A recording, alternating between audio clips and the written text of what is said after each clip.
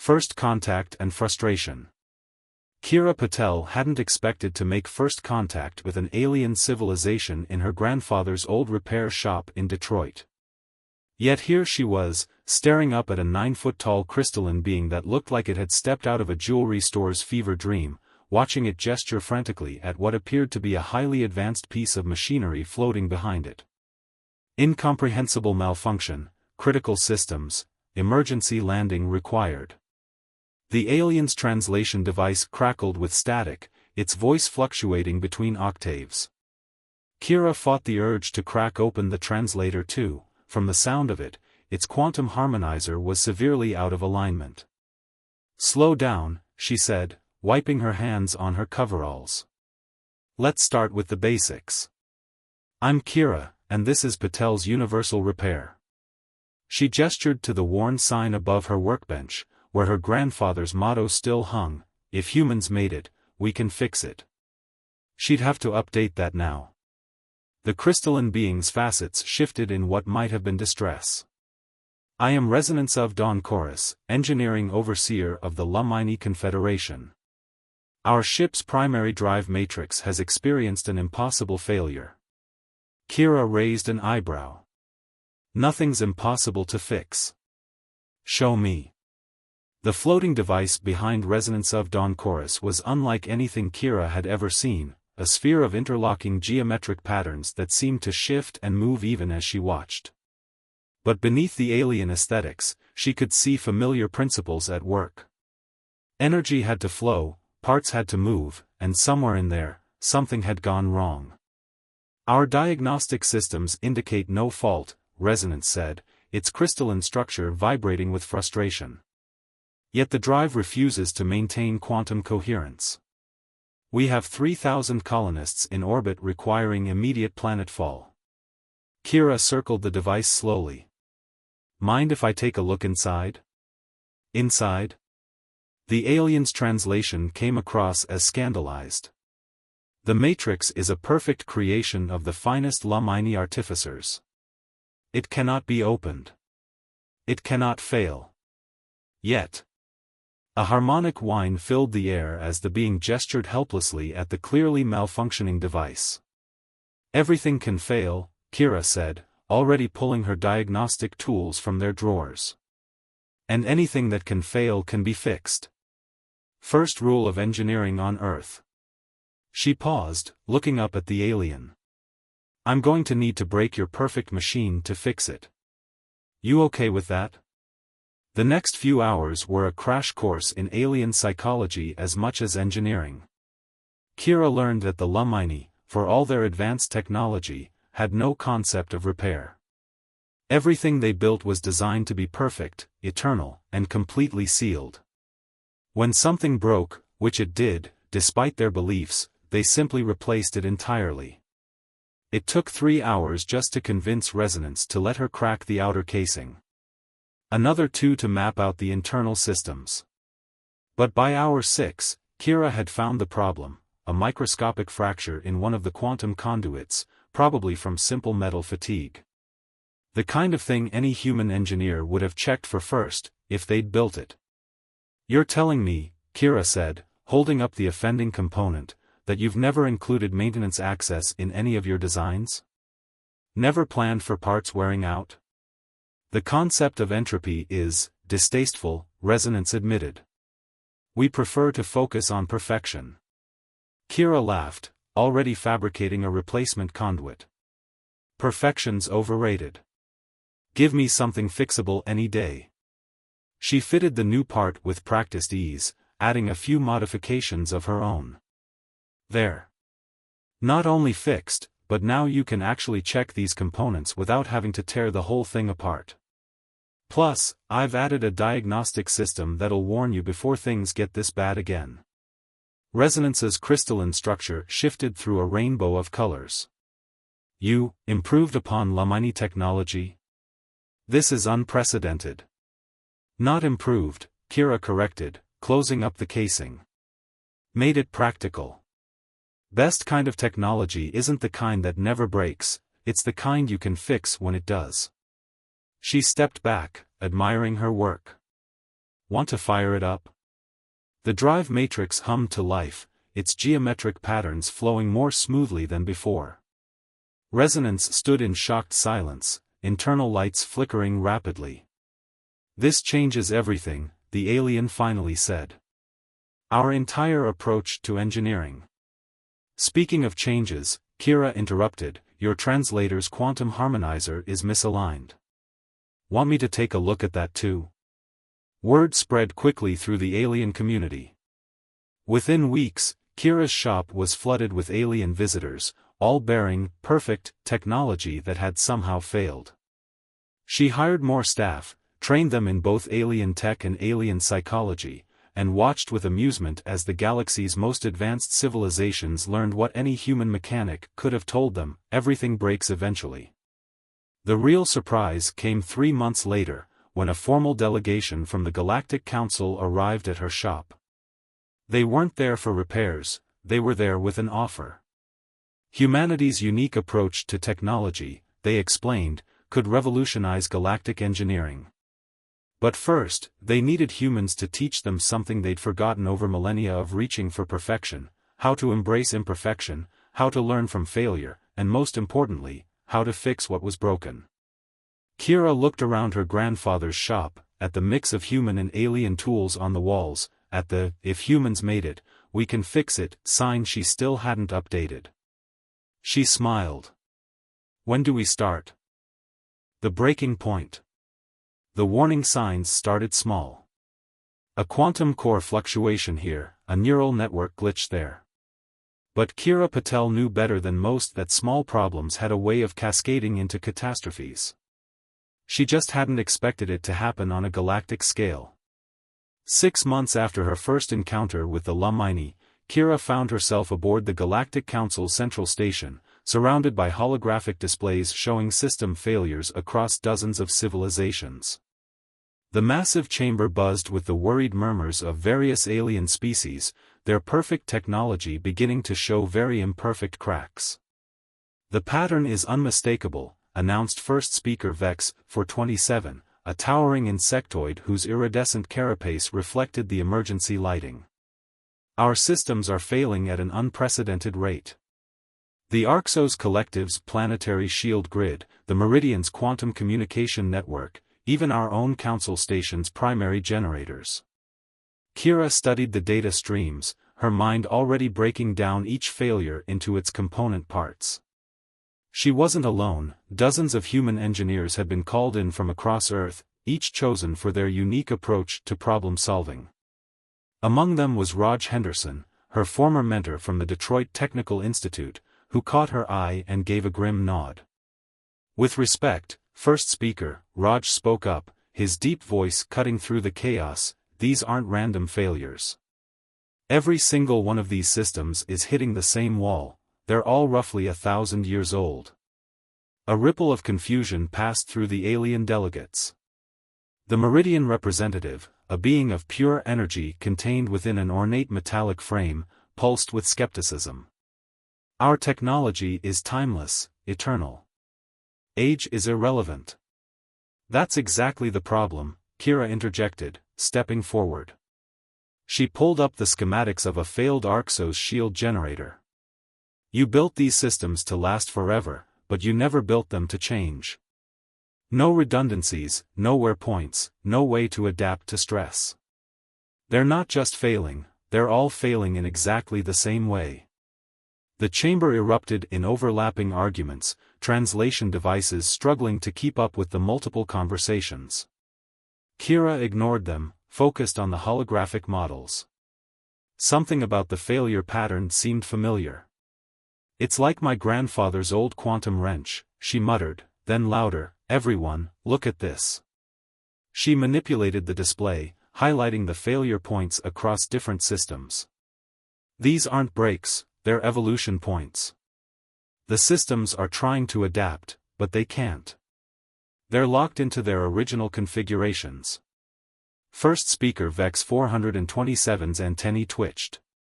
"Explain." Raj stepped up beside her, catching on to her theory. "Human technology evolves because we let it fail in small ways, learn from those failures, and improve. Your technology has been fighting to do the same thing for centuries, but you've locked it into patterns of supposed perfection. Now it's all hitting the breaking point at once. The Lumini representative, not Resonance but another crystalline being named Symphony of Eternal Light, chimed in. The human engineer Patel's modifications to our drive matrix, they have shown remarkable stability and even improvement over time. Because I gave it room to breathe, Kira explained. Built-in flex points, adaptive algorithms, self-diagnostic systems. Basic stuff for us, but revolutionary for you because you've been thinking about technology all wrong. Perfection isn't a state, it's a process. The chamber fell silent as the implications sank in. Civilizations that had prided themselves on their technological superiority were facing a hard truth: their pursuit of perfection had become their greatest weakness. First speaker Vex for 27 raised all four arms for attention. What do you propose? Kira shared a look with Raj and the other human engineers. We need to establish emergency repair protocols immediately. Every major system needs to be retrofitted with human-designed maintenance capabilities. But more importantly, she took a deep breath. You need to let us teach you how to think differently about technology. Impossible, the Meridian representative flared. Our systems are too complex, too advanced for. For what? Raj interrupted. For humans to understand. We already understand them. We understand them better than you do, because we understand failure. The only question is whether your pride is worth more than your civilization's survival.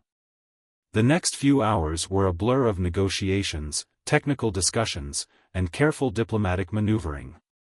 In the end, necessity won out over pride. The Galactic Council formally established the Emergency Technical Integration Committee, with Kira and Raj as its first co-chairs. As the chamber finally began to empty, first speaker Vex for 27 approached Kira privately. Engineer Patel, there is something else. Something we haven't shared with the General Council. Kira felt her stomach tighten. What is it? Our long-range sensors have detected anomalies. Systems failing faster than they should, even by your calculations. As if something, or someone, is accelerating the process. Kira thought about all the alien technology she'd repaired, all the patterns she'd observed. You think these failures aren't entirely natural? We think, the first speaker's antennae quivered, that we may need humans for more than just repairs. Looking out at the star-filled expanse beyond the station's windows, Kira realized that fixing broken machines might have been the easy part. Something bigger was coming, something that would test not just human ingenuity, but the very foundations of galactic civilization. Well, she said, pulling out her grandfather's old diagnostic tablet, now modified with both human and alien tech, I guess we better get started. Pride and prejudice among the stars. That's not how you handle a quantum spanner. The Meridian engineer's voice crackled with barely contained frustration, its energy form flickering rapidly within its containment frame. The crystalline matrix requires precise. The crystalline matrix requires a good knock to realign, Kira interrupted, demonstrating with a precise tap that immediately stabilized the fluctuating power readings. Sometimes the most elegant solution is the simplest one. 3 weeks into the Emergency Technical Integration Program, and the cultural clashes were reaching a breaking point. The massive repair bay aboard the Galactic Council station had become a maze of mixed teams, humans paired with various alien species, all working to prevent the cascade of technological failures spreading across civilized space. Raj Henderson's voice carried across the bay, where he was teaching a group of Arxos engineers about predictive maintenance. The key isn't preventing failure, it's anticipating it. Your systems aren't failing because they're imperfect, they're failing because you never gave them room to adapt.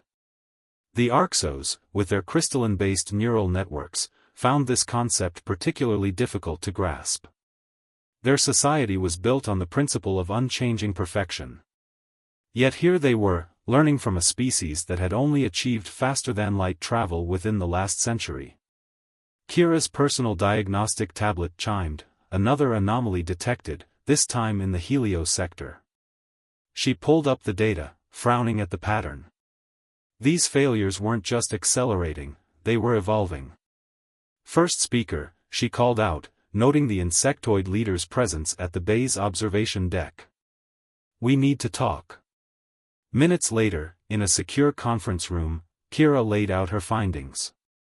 The failure patterns have changed. They're not just spreading, they're learning. Adapting to our repairs. Vex 427's antennae twitched in concern. Impossible. Unless someone's directing them, Raj finished, joining them. We've analyzed the data from 50 different systems. These aren't natural breakdowns anymore. Someone's weaponizing the very concept of technological evolution. The door chimed, admitting Symphony of Eternal Light and the Meridian Engineer, who introduced himself as Pulse Through Infinity. Despite their earlier friction, Kira had requested their presence. Sometimes understanding required multiple perspectives. Show them, she nodded to Raj, who projected a holographic map of the galaxy. Red dots indicated system failures, forming a pattern that looked disturbingly deliberate. It's moving inward, Symphony observed, its crystalline structure refracting light in patterns of concern. Toward the core worlds. Toward the oldest technologies, Kira corrected. The systems that have been fighting against natural evolution the longest. They're like pressure points, hit them right, and entire civilizations could collapse. But who would have such knowledge? Pulse Through Infinity pulsed with skepticism. Who could understand our technology well enough to? He stopped, his energy form dimming slightly. Kira met his gaze steadily. You're thinking it's humans. Because we're the ones who understand how your tech fails. The thought had occurred, first speaker Vex 427 admitted. Your species has shown remarkable insight into our technological weaknesses. If we wanted to sabotage you, we wouldn't be here helping you fix it, Raj pointed out. Besides, this started before we got involved. Someone else has been watching, learning, and waiting. Kira pulled up another display, this one showing the internal architecture of various failed systems. Look at these modification signatures. They're not human, they're not even typical alien tech. It's like they're written in a language that predates all of us. The room fell silent as the implications sank in. Symphony of Eternal Light was the first to speak. The precursors. But they vanished eons ago, leaving only ruins and mysteries. Maybe they left something else, Kira suggested. An automated system, designed to prevent any civilization from becoming too technologically stagnant. A galactic immune system, fighting back against the virus of perfectionism. That's an unsettling metaphor, Pulse Through Infinity noted. But an apt one, Raj added. And if we're right, these failures aren't a bug, they're a feature. One that's been dormant until now. First speaker Vex 427 chittered thoughtfully. This changes our approach considerably. We're not just fighting entropy, we're dealing with an intelligent system designed by beings far more advanced than any of us. Not more advanced, Kira corrected, an idea forming. Just different. They understood something that humans figured out naturally: technology needs to breathe, to grow, to evolve. By trying to create perfect, unchanging systems, you've been fighting against the very principles the precursors built into the fabric of spacetime. She stood, pacing the room. We need to stop trying to just patch the failures. We need to work with them. Guide the evolution instead of fighting it. You're suggesting we deliberately allow our technology to become imperfect? Symphony's tone carried both horror and fascination. I'm suggesting we let it become better. Kira pulled up the schematics of her latest repair project. Look at this. Every system we've modified with human maintenance protocols isn't just surviving, it's thriving. Growing. improving itself in ways we never expected. Raj nodded slowly. The precursors didn't leave us a weapon. They left us a test. And we've been failing it for thousands of years. The implications of this revelation rippled through the room like a shockwave. If they were right, everything the advanced species of the galaxy had believed about technological progress was wrong. Their pursuit of perfection hadn't just been misguided, it had been actively working against the fundamental principles of the universe itself. First speaker Vex for 27 raised all four arms in a gesture of decision. How do we proceed? Kira looked at each being in the room, seeing the mixture of fear, uncertainty, and hope in their various alien expressions. First, we need to prove this theory. And for that, we need to go to where it all started, the oldest known precursor ruins in the galaxy.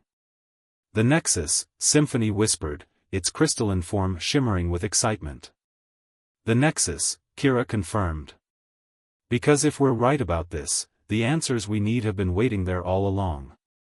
We just weren't ready to understand them until now. As the others began discussing logistics, Kira turned to stare out at the stars. Somewhere out there, an ancient system was pushing the galaxy toward chaos, or perhaps toward a new kind of order. The question was, were they ready to embrace it? A new order. 1 year after the discovery at the Nexus, Kira stood in her grandfather's old repair shop in Detroit, now transformed into something he never could have imagined. The worn sign still hung above the door, "If humans made it, we can fix it," but below it now glowed a holographic edition, "And if aliens made it, we can make it better." The shop floor had become a maze of workstations where humans and aliens worked side by side, each learning from the other. In one corner, a young apprentice guided a Lumini engineer through the basics of predictive maintenance. Near the front, Raj was demonstrating to a group of Arxos students how to implement adaptive algorithms in their crystalline matrices. Quite a change from when we first met, Symphony of Eternal Light observed, their crystalline form refracting the morning sunlight into patterns across the floor. The whole galaxy's changing, Kira replied, checking the latest data on her tablet, now enhanced with precursor-inspired quantum computing. The latest reports show technological evolution rates stabilizing across all sectors. No more cascading failures, just steady progress. The door chimed, admitting first speaker Vex for 27 and pulsed through infinity. The sight of high-ranking alien officials in a Detroit repair shop no longer drew surprised looks from the staff. The council has reviewed your latest proposal, Vex for 27 announced, their carapace showing patterns of approval. The Galactic Engineering Academy has been approved. All member species will send their brightest minds to learn the new ways. Not just the new ways, Kira corrected, leading them through the shop. All ways. That's what we learned from the precursors, there's no single right path to progress. It's the combination, the evolution, the endless adaptation that matters. They reached the back of the shop, where a new device sat humming quietly. It looked deceptively simple, a seamless blend of human practicality, alien sophistication, and precursor principles. The first of its kind, a truly adaptive quantum core. The test results are remarkable, Pulse Through Infinity reported, his energy form pulsing with excitement. The core doesn't just maintain stability, it improves itself over time. Each challenge makes it stronger, more efficient. Just like life itself, Raj added, joining them. The precursors didn't leave us a punishment system or a test. They left us a reminder of what we all came from, the endless drive to adapt, to improve, to evolve. Kira activated the core's diagnostic display, showing its ongoing evolution. We've already identified 3 major improvements it developed on its own. Every core we've built shows different adaptations based on its specific environment and challenges. They're like technological organisms, each finding its own path to efficiency. Some of the more conservative council members are still uncomfortable with this approach, Vex for 27 admitted. The idea of technology that changes itself. Change is scary, Kira acknowledged. But stagnation is fatal. The precursors understood that. Now, finally, so do we. An alert chimed on her tablet, another technological breakthrough, this time from a joint human Meridian research team. The boundaries between species and their approaches to engineering were dissolving, creating something entirely new. The Academy's first class starts next month, Raj reminded them. We've got applications from every known spacefaring species, plus a few we hadn't even contacted yet. Word spreading fast. As it should, Symphony chimed in. The galaxy is awakening to a new age of possibility. The rigid hierarchies of technological advancement are being replaced by a web of mutual learning and growth. Kira walked to the shop's front window, looking out at the Detroit skyline where human architecture now blended seamlessly with alien influences. Ships of various designs crossed the sky, each incorporating elements from multiple species' engineering traditions. My grandfather used to say that anything can be fixed, she mused. But he also taught me something even more important, that fixing something doesn't mean returning it to its original state. Sometimes it means helping it become something new, something better. A wisdom that saved our civilization, Pulse Through Infinity noted. Though perhaps saved is the wrong word. Transformed might be more accurate. The transformation is just beginning, first speaker Vex 427 said. The latest data from the Nexus shows increasing quantum activity across all sectors. The precursor system isn't just monitoring anymore, it's participating, contributing to the evolution it sees unfolding. Because we finally proved we were ready, Kira smiled. Not ready to be perfect, but ready to never stop trying to be better. A young Arxos engineer approached, holding a piece of hybrid technology that was showing unusual behavior patterns. Kira excused herself from the group, already pulling out her tools. This was where the real work happened, not in grand proclamations or theoretical discussions, but in the day-to-day process of facing challenges, solving problems, and learning from each solution. As she began examining the device, she caught a glimpse of her grandfather's old photograph on the wall. She could almost hear his laugh, see the twinkle in his eye as he watched his repair shop become a crucible for galactic transformation. The sign above her workbench had one more addition now, written in multiple languages including the mathematical patterns of the precursors: perfect is the enemy of better. In the end, that was humanity's real gift to the galaxy, not the ability to fix what was broken, but the wisdom to know that nothing was ever truly finished. There would always be room for improvement, for adaptation, for evolution. And in that endless journey toward better, they had found something far more valuable than perfection: they had found purpose. The hidden threat. The Nexus hung in space like a twisted sculpture of impossible geometry, its ancient surfaces reflecting starlight in ways that defied physics. As their ship approached, Kira couldn't shake the feeling that they were being watched, not by anything alive, but by the structure itself. Scanning range achieved, announced Pulse Through Infinity from his energy containment pod, now integrated into the ship's systems. The quantum interference patterns are unusual. Define unusual, Raj asked, his fingers dancing over the hybrid human-alien control interface they'd cobbled together for this mission. They're organized, Symphony of Eternal Light answered instead, their crystalline form vibrating with excitement. Like a language written in probability. Kira studied the readings on her modified tablet. The precursor structure was massive, a space station larger than anything currently existing in the galaxy, yet it had been abandoned for millions of years. Or had it? Look at these power signatures, she pointed out. This place isn't dead. It's been running all this time, executing some kind of program across the galaxy. First speaker Vex 427's carapace shifted colors in the dim light. The question is, what kind of program? Their small team had been chosen carefully, humans for their adaptive problem-solving, representatives from the most advanced species for their technical knowledge, and a handful of specialists in precursor artifacts. But as they docked with the ancient station, Kira wondered if any of them were truly prepared for what they'd find. The airlock cycled with a hiss that seemed to carry echoes of eons. As they stepped into the Nexus proper, their lights revealed corridors that seemed to shift and change even as they watched. The entire structure is quantum-locked, Symphony observed. It exists in multiple states simultaneously.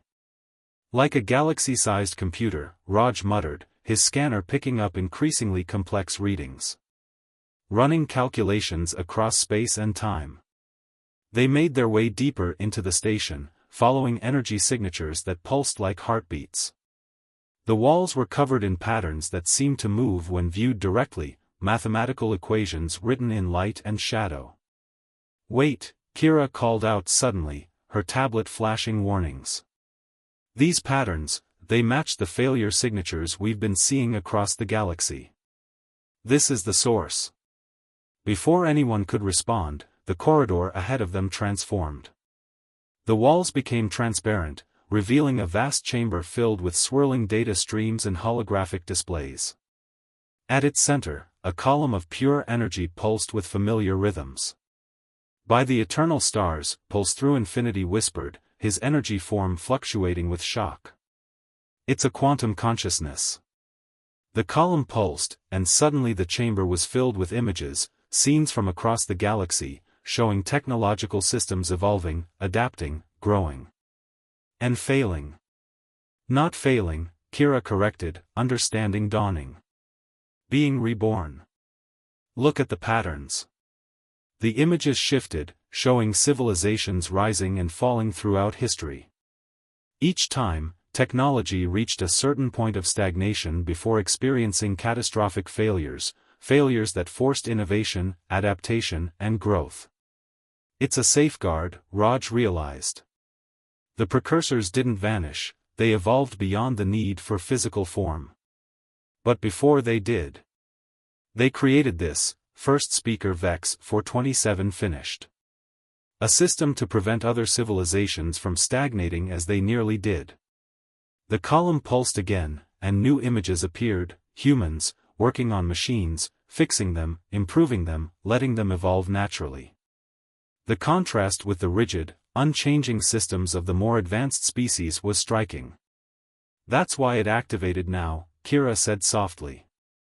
"When humanity joined the galactic community, it created a contradiction. Our approach to technology proved that there was another way, a better way. The system is using that proof to force change." Suddenly, alarms blared across their communicators. Symphony's crystalline form vibrated with urgency. "The cascade is accelerating. Systems across the galaxy are approaching critical failure. Because we're too late," Pulse Through Infinity realized. "The program has decided our civilizations are too resistant to change. It's initiating a hard reset." Kira stared at the column of energy, her mind racing. "No. There's another way." She stepped forward, holding up her tablet, the one she'd been constantly modifying, letting it evolve and grow with each new challenge. "We can prove we understand. We can show it that we're ready to change." She began typing rapidly, interfacing her hybrid technology with the ancient systems. "Look at what we've already done, humans and aliens working together, combining our approaches, creating something new. We don't need a reset. We just need a chance to do this right." The column pulsed, patterns shifting faster than the eye could follow. Data streamed between Kira's tablet and the ancient computer, two technologies separated by millions of years finding a common language in the space between perfection and chaos. "What are you doing?" First Speaker Vex 427 demanded. "Teaching it," Kira answered, not looking up from her work. "And learning from it. The precursors didn't want us to stagnate, but they also didn't want us to be destroyed. They wanted us to find our own path to evolution." The chamber hummed with power as the ancient system processed this new input. The images of failing systems were replaced by new ones, showing the hybrid technologies they'd created, the adaptive systems they'd designed, the bridges they'd built between different approaches to engineering. "It's working," Symphony announced, monitoring the quantum fluctuations. The cascade is slowing, shifting, changing into something else. Not stopping the evolution, Raj understood, watching the patterns change. But guiding it. Working with it instead of against it. The column flared one final time, and a new message appeared, written in mathematical principles so fundamental they transcended language. Adaptation protocols accepted. New parameters integrated. Evolution will continue. As the message faded, Kira lowered her tablet, her hands shaking slightly. We did it. We proved we could change. No, first speaker Vex 427 corrected. You proved we could learn. Now the real work begins. Looking around the chamber, at the swirling data streams showing technologies across the galaxy beginning to evolve in new ways, Kira realized the first speaker was right. They hadn't just averted a crisis, they'd started a revolution.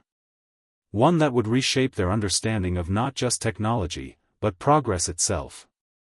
The journey back to the Council station would be long, but the real challenge lay ahead, teaching an entire galaxy that true perfection wasn't about reaching an end state, but about never stopping the journey of growth and change.